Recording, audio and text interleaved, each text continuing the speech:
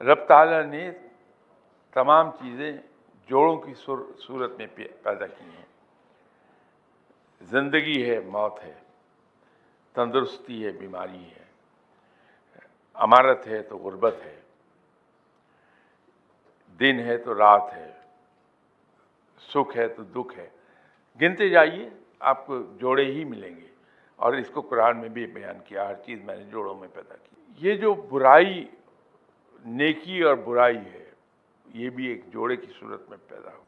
اگر رب برائی نہ بنائے اور ہمارے پاس اختیار نہ ہو اچھائی اور برائی میں سے ایک چیز چن لینے کا، تو پھر حساب کس چیز کا ہے؟ اکاؤنٹیبلٹی تو صرف وہاں ہوتی ہے جہاں اختیار ہوتا ہے. اگر برائی کا وجود ہی نہ ہوتا تو ہم تو رہتے ہی نیکی کی راہ پر، تو ہمارا حساب کتاب کاہے کا ہوتا.